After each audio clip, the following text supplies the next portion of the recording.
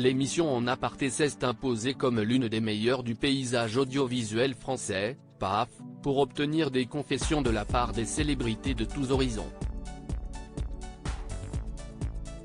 Celle du 14 mars 2023 n'a pas fait exception. En effet, c'était au tour de l'acteur et cinéaste Charles Berling de répondre sans langue de bois aux questions de Nathalie Lévy. L'invité a ainsi été amené à s'exprimer sur son immense carrière ainsi que sur certains moments de sa vie intime, notamment en ce qui concerne ses relations amoureuses.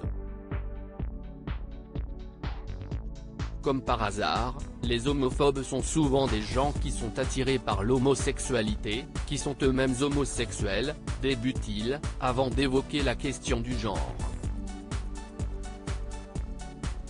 Je crois qu'aujourd'hui, dans les débats de société, où les jeunes parlent beaucoup de dégueunerie, eh bien moi j'ai beaucoup vécu ça. Je l'ai pratiqué, comme on dirait, vraiment de façon concrète, poursuit le comédien, avant de livrer sa propre expérience sur le sujet. Je trouve que la société pourrait avancer plus vite si c'est-à-dire d'être à la fois féminin, masculin. Je pense que ça ne se discute pas, si est quelque chose qui existe.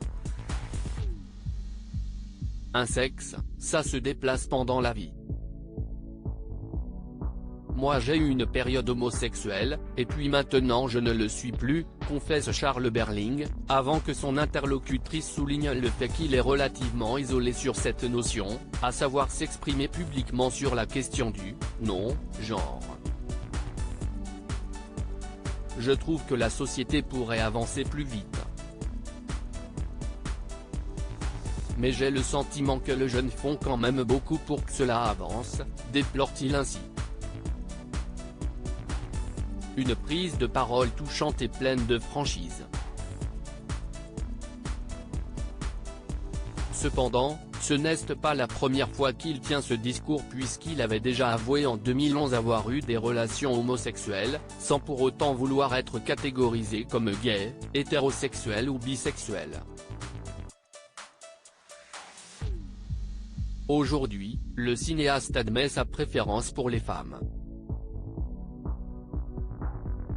Il était d'ailleurs en couple depuis septembre 2017 avec l'actrice Pauline Chevillier, de 30 ans sa cadette.